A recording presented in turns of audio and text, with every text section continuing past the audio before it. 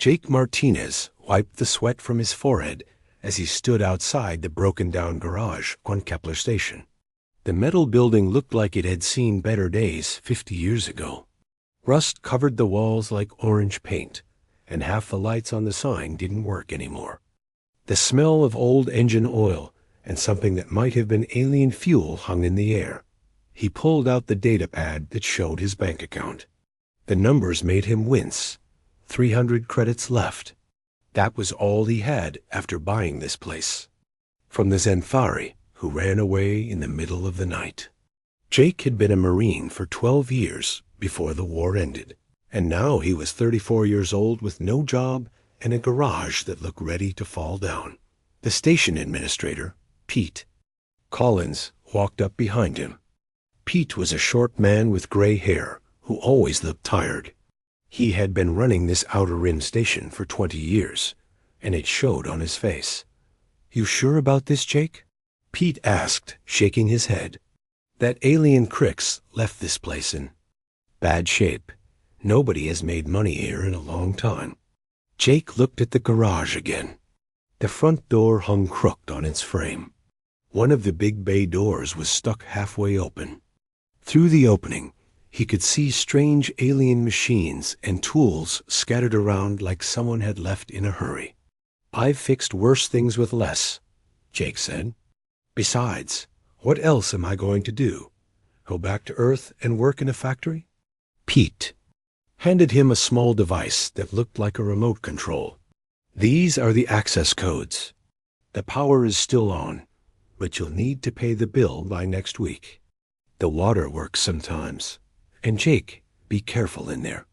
Some of those alien machines might still be dangerous." Jake took the device and felt its weight in his hand. It was heavier than it looked. "Thanks, Pete. I owe you one for helping me. Get this place." "You don't owe me anything," Pete said. "Just try not to blow up the station, okay?" After Pete left, Jake stood alone in front of his new business. The garage sat between two other buildings. On one side was a spice shop run by a tall alien with too many arms. On the other side was an old air processor that hadn't worked in years. The whole area smelled like a mix of exotic spices and machine oil. Jake pressed the button on the access device. The front door made a loud beeping sound and then clicked open. He pushed it with his shoulder, and it scraped against the metal floor. Inside, the garage was bigger than it looked from outside. The ceiling was high enough for large ships, and there were work bays for at least 6 vehicles, but the place was a mess. Tools were scattered everywhere.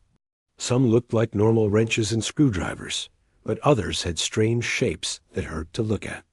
Alien writing covered the walls, probably instructions or warnings that Jake couldn't read.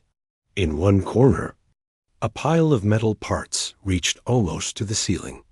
The vehicles in the garage were unlike anything Jake had seen during his time in the Marines. One looked like a silver egg with no visible engines. Another had wings that seemed to bend in impossible ways. A third vehicle was see-through, like it was made of glass or crystal. Jake walked around slowly, trying to understand what he was looking at. During the war, he had worked on human ships and vehicles. He knew how to fix engines, power systems, and weapons. But these alien machines were different. They didn't seem to follow the same rules as human technology. He found a workbench covered in dust and alien tools. Some of the tools were obviously for cutting or drilling, but others had purposes Jake couldn't guess. One looked like a metal flower with spinning petals. Another was shaped like a snake with lights along its body. In the back of the garage, Jake discovered a small office. The door was locked, and the scanner next to it blinked red when he tried to open it. The scanner looked damaged, with cracks across its surface. Jake studied it for a few minutes, thinking about similar systems he had seen in the Marines. Most electronic locks had backup systems in case the main scanner failed. Jake found a small panel hidden behind the scanner and pried it open with one of the alien tools. Inside were wires and circuits that looked almost human. He traced the power lines and found the manual override switch. The door clicked open, and Jake stepped into the office. It was small and cramped, with a desk, a chair, and several large filing cabinets. The cabinets were made of some kind of crystal material that glowed softly in the dark. Each one was labeled in different alien languages that Jake couldn't read. Jake opened the first cabinet and found it full of what looked like service records. Instead of paper or data pads, the records were stored on crystal tablets that fit in his palm. Each tablet was warm to the touch and seemed to glow from the inside. Some were clear like glass, others were colored like jewels. He picked up one of the tablets and turned it over in his hands. It was heavier than it looked, and the surface felt smooth like metal.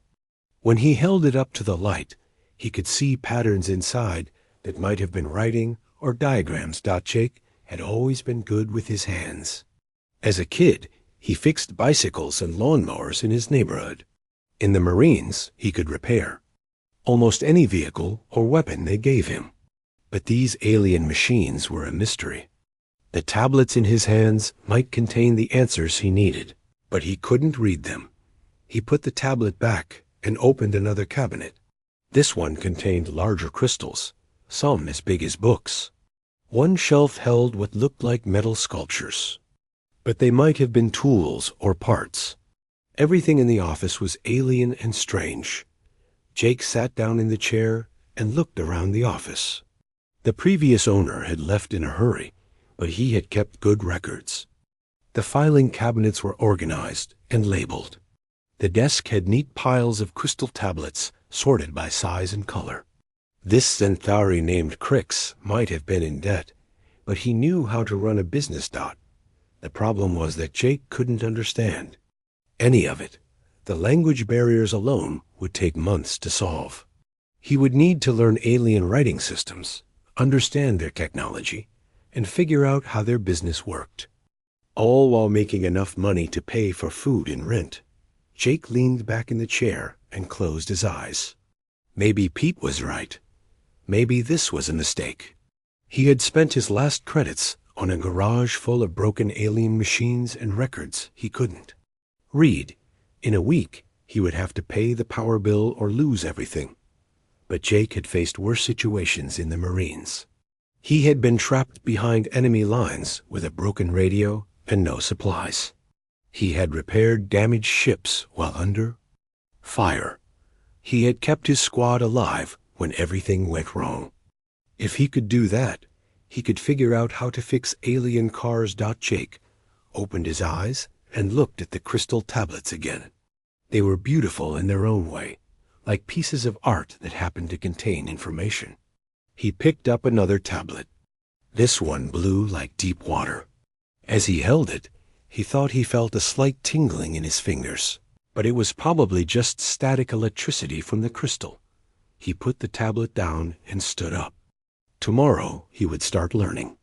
He would figure out the alien languages, understand the technology, and make this garage work. It wouldn't be easy, but Jake Martinez had never backed down from a challenge. The sun was setting outside, casting long shadows through the garage. Jake locked the office and walked back through the main work area. The alien vehicles seemed less strange now, more like puzzles waiting to be solved. He turned off the lights and locked the front door behind him as he walked back to his small apartment on the station. Jake felt something he hadn't felt in months. Hope. Maybe this crazy idea would work after all. Jake woke up early the next morning with a plan. He had 3 days before the power bill was due, and he needed to make this garage work. The first step was understanding what he was dealing with. He grabbed a cup of coffee from his small apartment and walked back to the garage as the station's artificial morning light began to brighten. The garage looked different in the daylight. The alien vehicles seemed less mysterious and more like machines that needed fixing. Jake started with the basics. He found the main power controls and figured out how to turn on all the lights. The diagnostic equipment took longer to understand, but it was similar to systems he had used in the Marines. The big screen on the main diagnostic computer flickered to life after Jake pressed several buttons. Text appeared in what looked like 5 different alien languages. Jake couldn't read any of them, but he recognized numbers and symbols that might mean voltage, pressure, or temperature. He spent the morning exploring every corner of the garage. In one storage room, he found boxes of spare parts that looked like they came from a dozen different worlds. Some parts were made of metal. Others seemed to be grown rather than manufactured. A few glowed with their own light, and Jake was careful not to touch those. The silver egg-shaped vehicle caught his attention first. It had no visible doors, windows, or engines, but when Jake walked around it, he noticed a small depression in the surface that might have been a control panel. He pressed his hand against it, and the surface became warm. Nothing else happened. Jake tried the same thing with the crystal vehicle. This time, when he touched what he thought was a door, the entire vehicle became transparent. He could see inside to a pilot's seat that looked like it was made of the same crystal material. The controls were glowing symbols floating in the air. By noon, Jake had learned how to turn the diagnostic equipment on and off, but he still couldn't understand what it was telling him. The alien text on the screens might as well have been random patterns. He needed help, and he knew where to find it. Jake went back to the office and opened the first filing cabinet again. The crystal tablets were still there, glowing softly in their organized rows. He picked up the same blue tablet from yesterday, the one that had made his fingers tingle.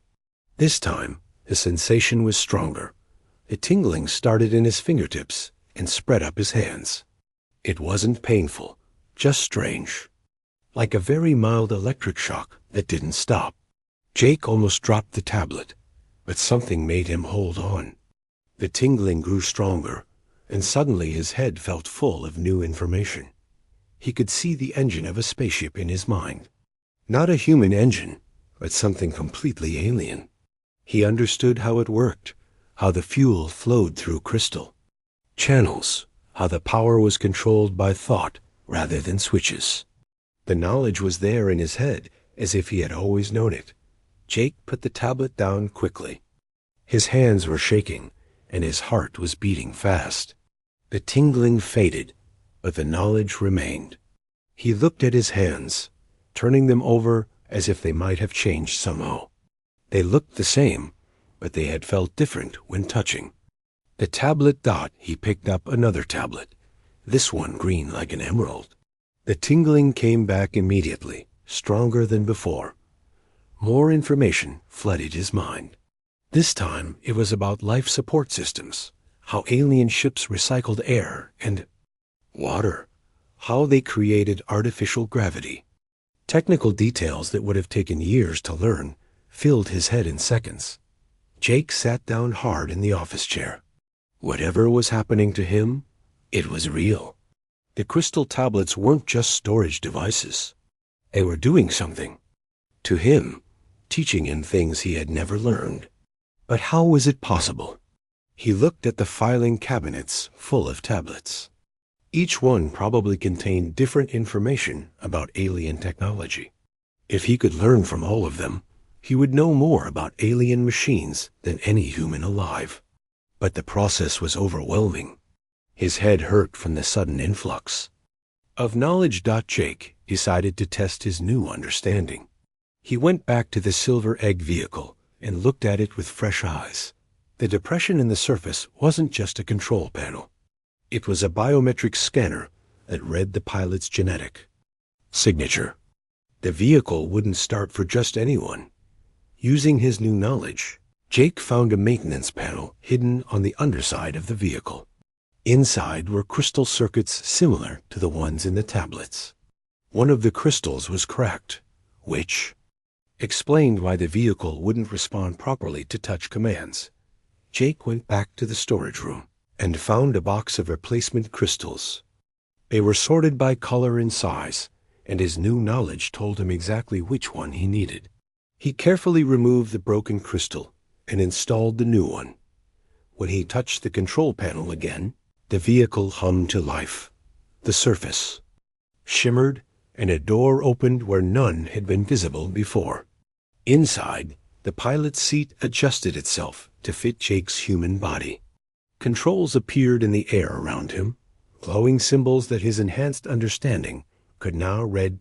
Jake turned off the vehicle and stepped back. He had just repaired an alien machine using knowledge that had been impossible for him to possess an hour ago. The implications were staggering. If he could do this with one vehicle, he could do it with all of them. Over the next 2 hours, Jake experimented with more tablets. Each one gave him new abilities and understanding. A red tablet taught him about weapon systems. A clear tablet showed him how alien computers worked. A golden tablet revealed the secrets of faster-than-light travel. The process was becoming easier. Each time, the tingling in his hands was now familiar, almost comfortable. His mind seemed to be adapting to the information downloads. What had been overwhelming at first was now manageable. Jake realized he needed to be careful. Too much new knowledge too fast could be dangerous. He decided to limit himself to 3 tablets per day until he understood what was happening to him. But even with just the knowledge he had already gained, he could probably fix most of the vehicles in the garage. As an experiment, Jake approached the crystal vehicle. His new understanding told him that it was a luxury transport designed for long-distance travel between star systems. The crystal construction wasn't just for show. It was a sophisticated material that could become transparent, opaque, or reflective depending on the pilot's needs. The vehicle's power source was depleted, but Jake knew how to recharge it. He found the charging port hidden beneath what looked like a decorative panel. The cables in the garage were compatible, though he had to use an adapter that took him 20 minutes to locate. While the vehicle charged, Jake tested the diagnostic equipment again. The alien text on the screens was still incomprehensible, but he could now understand what the numbers and symbols meant. Pressure readings, temperature levels, power flow indicators. The garage had excellent diagnostic capabilities once you knew how to read them. A soft chime from the crystal vehicle indicated that charging was complete. Jake touched the door control, and the vehicle became transparent again. This time, when he sat in the pilot's seat, all the controls lit up properly. The vehicle was ready to fly. Jake didn't actually start the engines. He wasn't ready to test fly an alien spacecraft inside a space station, but he could see that the vehicle was now fully functional. In one day, using knowledge from crystal tablets, he had repaired 2 alien machines that had been broken for months. As the artificial evening began on the station, Jake stood in his garage and looked at what he had accomplished. 2 working vehicles, a better understanding of the diagnostic equipment, and a head full of alien technical knowledge. The crystal tablets had given him abilities that no human had ever possessed. Tomorrow, he would continue learning. There were dozens more tablets to explore, and each one would make him more capable. Jake Martinez, former Marine, was becoming something new. He wasn't sure what that something was, but he was excited to find out. The tingling in his hands had faded, but Jake could still feel the potential there. When he touched the right surfaces, made contact with the right materials, the knowledge would flow. He was becoming a bridge between human and alien technology, though he didn't understand how or why. As he locked up the garage for the night, Jake smiled. Tomorrow would bring new discoveries, new abilities, new possibilities. The broken-down garage was becoming something special, and so was he. Word traveled fast on Kepler Station. By the end of Jake's first week, 3 different aliens had stopped by his garage, asking if the rumors were true. Could the human really fix machines that other mechanics had given up on? Jake wasn't sure how to answer that question, but he was about to find out. The first customer was a small alien with blue skin and forearms. Her name was Kiva, and she spoke broken human language with a musical accent. She owned a cargo hauler that had been making strange noises for months. 2 other mechanics had looked at it and said the engine needed to be completely replaced. Cost. Too much for new engine, Kiva explained, wringing her 4 hands nervously. Ship is old, but is good ship. Please, you look. Jake followed her to the landing pad where her ship sat. It was indeed old, with patches welded over patches and paint that had faded to an unidentifiable color. When Kiva started the engines, they made a grinding sound that hurt Jake's ears. Something was definitely wrong. Back in the garage, Jake found the service records for Kiva's type of ship. The crystal tablet was orange and warm to the touch. When the familiar tingling began in his hands, Jake learned about Zilonian cargo haulers built 50 years ago. The engine design was simple, but effective, using a rotating crystal core to generate power. The problem became clear immediately. The grinding sound meant that the crystal core was misaligned. It was a difficult repair for most mechanics, because the core was buried deep inside the engine and required special tools to reach. But Jake now knew exactly how to fix it. I can. Repair your ship, Jake told Kiva. It will take 2 days and cost 200 credits. Kiva's large eyes widened. Other mechanics say impossible to fix. Other mechanics don't understand your engine like I do, Jake said with confidence he didn't entirely feel. The repair went smoothly. Jake's enhanced knowledge guided him through the complex process of removing engine panels, realigning the crystal core, and calibrating the power flow. When he finished, the engine ran quietly and smoothly. Kiva was so happy she paid Jake an extra 50 credits as a tip. News of the successful repair spread quickly through the alien community on the station. The next customer arrived the following day. This time it was Captain Zara Voss, a tall alien with gray skin and 4 eyes. She commanded a freight ship that carried supplies between star systems. My quantum drive is failing, she explained in perfect human language. The power fluctuates randomly, and sometimes the ship drops out of faster-than-light travel without warning. It's dangerous and expensive. Jake had never heard of a quantum drive, but he nodded seriously. Let me check the service records. The tablet for quantum drive systems was purple and seemed to pulse with its own light. When Jake touched it, the knowledge that flowed into his mind was more complex than anything he had experienced before. Quantum drives worked by manipulating space-time itself, creating bubbles of altered physics around the ship. The technology was incredibly advanced, but with his enhanced understanding, Jake could see the problem clearly. The quantum resonance chamber had a microscopic crack that was invisible to normal sensors. The crack was causing power fluctuations that grew worse over time. If left unfixed, the drive would eventually explode. I found the problem, Jake told Captain Voss. There's a crack in your resonance chamber. It's very small, but it's causing all your troubles. Captain Voss stared at him with all 4 eyes. 3 different mechanics examined my drive. They all said the resonance chamber was perfect. They were looking in the wrong place, Jake said. The crack is in a section that most sensors can't detect, but I know how to fix it. The repair took most of the day.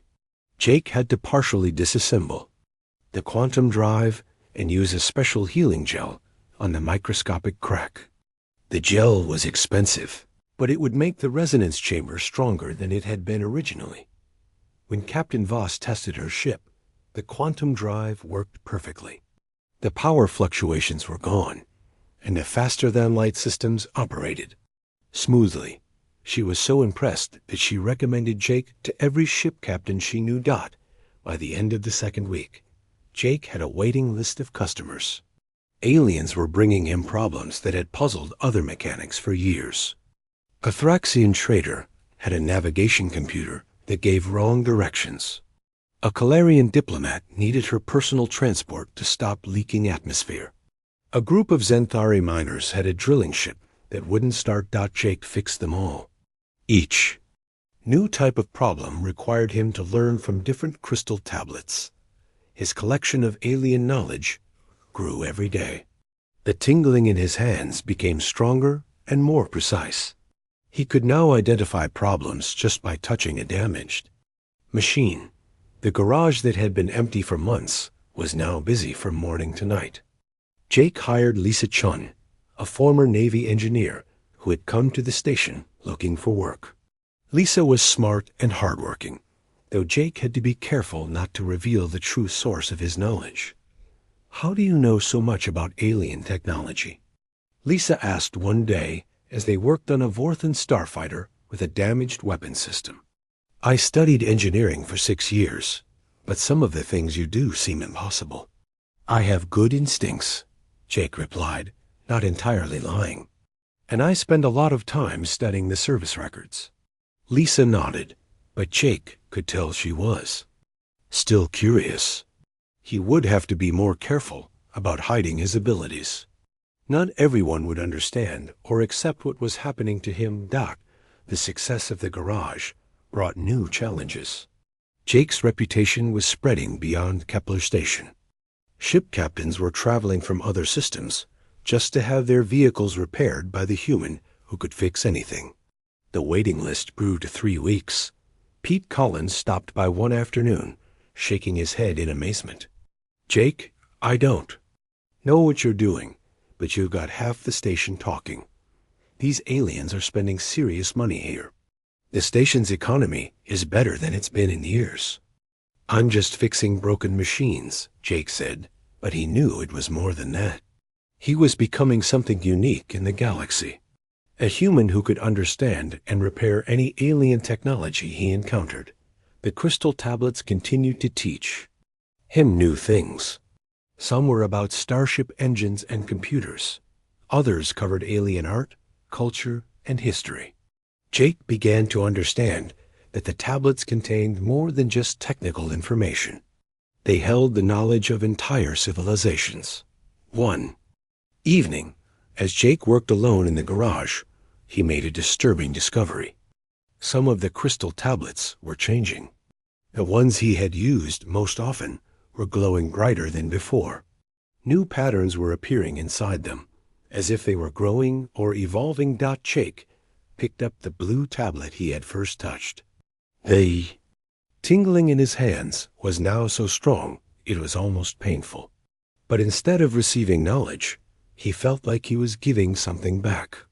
Information about human technology, human culture, human biology was flowing from his mind into the Vondesetze crystal. The tablets weren't just teaching him. They were learning from him too. Jake set the tablet down quickly, his hands shaking. What exactly were these things? Where had they come from? And what did they want with him? Despite his growing concerns, Jake couldn't stop using the tablets. Each new customer brought problems that required new knowledge. A Zenthari ambassador needed her ceremonial transport repaired before an important meeting. A team of human scientists had damaged their research ship while studying a dangerous nebula. Every day brought new challenges that only Jake seemed able to solve. As he locked up the garage that night, Jake looked at his hands in the artificial streetlight. They looked normal, but he could feel the power in them. The ability to understand any machine, fix any problem, bridge the gap between human and alien technology. Tomorrow would bring more customers, more problems, more opportunities to use his growing abilities. Jake Martinez was no longer just a former Marine with a garage. He was becoming something the galaxy had never seen before. Though he still didn't fully understand what that meant, the crystal tablets glowed softly in there, filing cabinets, waiting for him to return and learn their secrets. Or perhaps, Jake thought with a shiver, waiting for him to teach them his. The morning that changed everything started like any other. Jake was in his office, studying a crystal tablet about fusion reactor maintenance when the alarm at the front of the garage began to ring. He looked up to see a military transport landing on the station's main pad. The ship was human-built, but it looked like it had been through a war. A man in a colonial fleet uniform walked into the garage. He was tall and thin, with gray hair and the kind of serious expression that Jake remembered from his Marine days. The rank insignia on his uniform showed he was a commander. "Are you Jake Martinez?" the officer asked. "Yes, sir," Jake replied automatically, falling back into military habits. "I'm Commander Ryan Blake, Colonial Engineering Corps. I have a problem that nobody else can solve, and your reputation has reached the inner systems." Commander Blake led Jake to his transport. Inside the cargo bay was a metal container about the size of a coffin. The container had warning labels in 6 different languages, and it was surrounded by scanning equipment that beeped and flashed constantly. "We found this artifact in the ruins of an ancient city on Kepler 7, Blake explained. "It's been interfering with our technology in ways we don't understand. Ships malfunction when they get too close. Communication systems fail. Even simple electronics stop working properly." Jake looked at the container.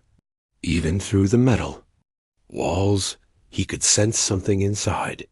His hands began to tingle, but this was different from the feeling he got from the crystal tablets.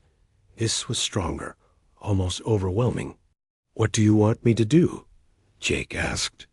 "Figure out how to stop the interference," Blake said. "We've had our best scientists working on this for 3 months. They can't even agree on what the artifact is made of." Jake approached the container carefully. The tingling in his hands grew stronger with each step. When he touched the metal surface, the sensation shot up his arms like electricity. But this wasn't painful. It felt like coming home after a long journey. "I need to see the artifact itself," Jake said. Blake looked worried. "Are you sure?" "The interference gets much worse when the container is opened." "I'm sure." Blake entered a code on the container's control panel. The metal walls folded back like flower petals, revealing what was inside. Jake had expected something large and impressive, but the artifact was small and simple. It looked like a crystal pyramid about the size of his fist, glowing with soft white light. The moment the container opened, every piece of electronic equipment in the cargo bay began to malfunction. Screens flickered, alarms sounded, and sparks flew from several control panels. But Jake felt none of the interference. Instead, the tingling in his hands became a warm, pleasant sensation. He reached toward the artifact, ignoring Blake's shouted warning. When his fingers touched the crystal surface, the world exploded into light and knowledge. Jake saw visions of an ancient civilization called the Architects.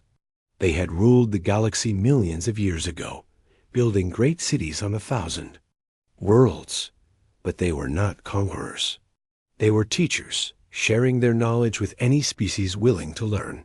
The Architects had discovered that different species could work together in ways that made them all stronger. Humans were adaptable. Xanthari were logical.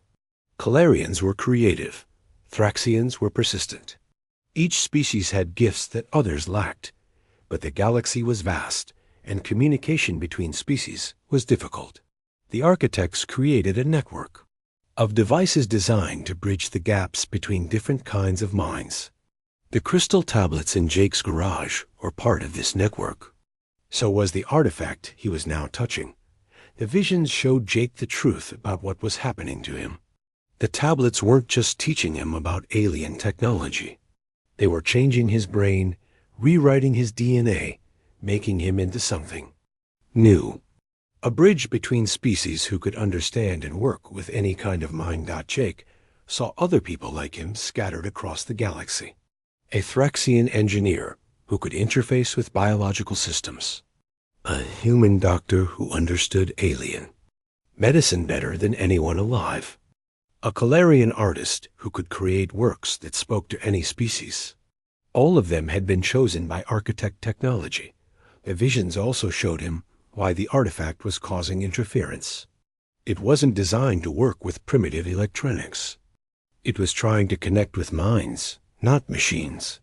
The electromagnetic fields it generated were looking for compatible brains to interface with. Jake understood now what he needed to do.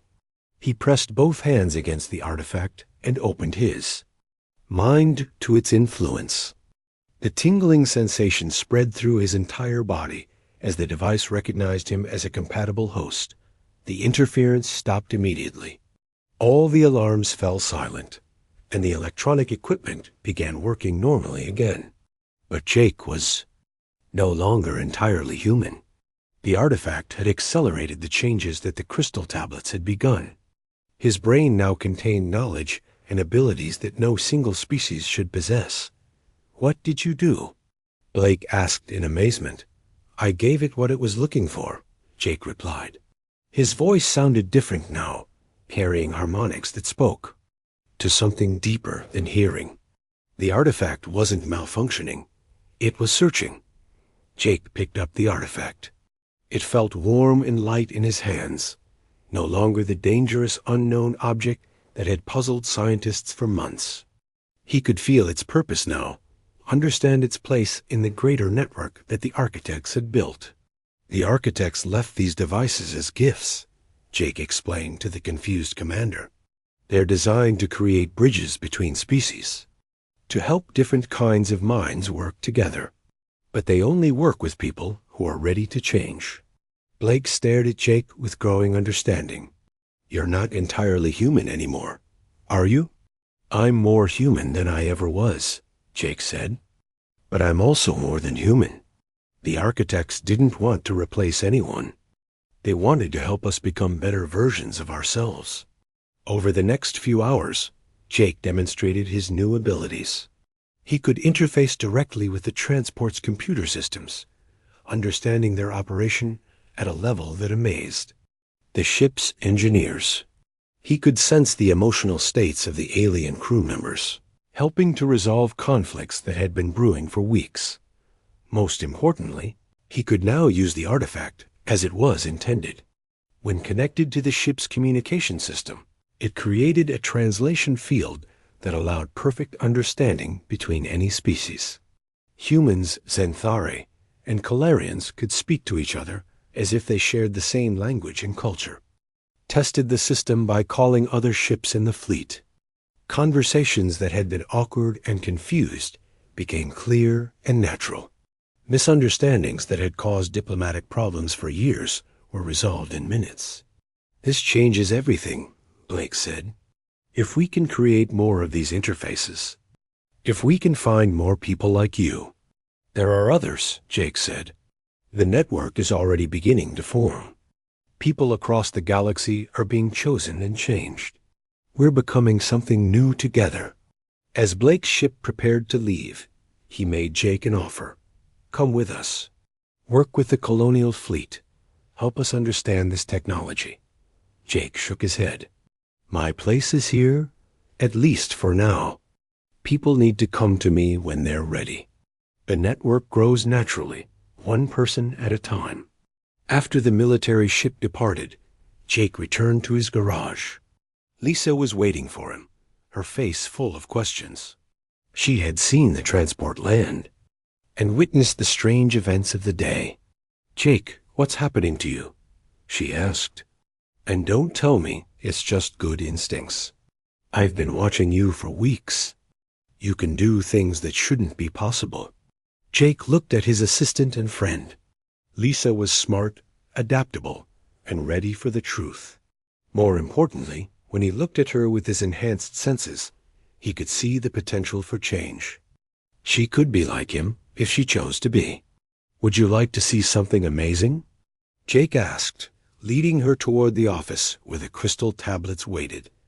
The network was growing, and Jake Martinez was no longer alone in his transformation. The galaxy was full of wonders, and for the first time in history, different species were truly beginning to understand each other. 6 months after Jake first touched the crystal tablets, Kepler Station looked like a completely different place. The old garage had grown into a complex of connected buildings that stretched across 3 city blocks. Ships from every corner of the galaxy lined up at the landing pads, waiting for services that could only be found at Jake's facility. But the most amazing change wasn't in the buildings. It was in the people. Lisa Chun had been the first to join Jake in his transformation. When she touched the crystal tablets, her hands had tingled just like his. But her abilities developed differently. While Jake could understand any machine, Lisa could interface with biological systems. She could heal alien diseases that had puzzled doctors for centuries and help different species adapt to new environments. Dr. Nina Rodriguez arrived from the Earth colonies 3 months later. She was a xenobiologist who had heard rumors about the miraculous medical treatments happening on Kepler Station. When Jake showed her the crystal tablets, Nina's transformation was immediate and powerful. She could now communicate with alien plant and animal life as if they shared a common language. The 4th member of their group was the most surprising. Kethvar was a Thraxian engineer who had come to the station to have his ship repaired. But when he met Jake, something unexpected happened. The tingling sensation that Jake felt in his hands spread to Kethvar when they shook hands. The Thraxian could suddenly understand energy systems that had been mysteries to his people for generations. "We are becoming something new," Kethvar said in his deep, rumbling voice. "The architects planned this. They knew that different species working together would be stronger than any single race alone. The 4 of them formed the core of what Jake had started calling the Institute. It wasn't an official organization yet, but it was growing every day. Word spread through the galaxy about the place where impossible problems were solved, and different species worked together in perfect harmony. The old garage still stood at the center of the complex, preserved exactly as Jake had found it. Visitors often asked to see where it all began. Jake would show them the crystal tablets in their filing cabinets and explain how touching them had changed his life. But the Institute was much more than a repair shop now. In the biological sciences building, Nina and her team were developing treatments for diseases that affected multiple species. The energy research lab where Kethvar worked was creating power sources that were cleaner and more efficient than anything the galaxy had seen before. The translation center was perhaps the most important part of the facility. Using artifacts like the one Commander Blake had brought, Jake and his team had created a network that allowed perfect communication between any species. Diplomatic meetings that had been impossible before now happened every day at the Institute. Jake stood in his office on the top floor of the main building, looking out at the bustling complex below. Humans, Xanthari, Calarians, Thraxians, and dozens of other species worked side by side on projects that would have been impossible just months before. A soft chime indicated an incoming communication. Jake activated the holographic display and saw the face of Captain Zara Voss, the Calarian freight captain whose quantum drive he had repaired months ago. "Jake, I have news from the Outer Rim," Zara said. "We found another site. Ancient ruins with crystal formations that match your descriptions. The local government wants to invite your team to investigate." This was the 5th such site discovered in the past 2 months. The architect network was much larger than anyone had imagined. Ancient facilities were hidden on planets throughout the galaxy, waiting for people who were ready to understand their purpose. "Send us the coordinates," Jake said. "We'll put together an expedition team." After ending the communication, Jake walked down to the main laboratory where Lisa was working with a team of doctors from 6 different species. They were developing a treatment for a plague that had been affecting the Vorthan colonies for years. "How's the project going?" Jake asked. "Better than expected," Lisa replied, looking up from her bioscanner. "The plague isn't really a disease. It's a biological defense mechanism that the planet's ecosystem developed to protect itself. Once we understood that, finding a solution became much easier. The Vorthans have been fighting their own planet for 50 years, added Dr. Yenner, a tall alien with silver skin.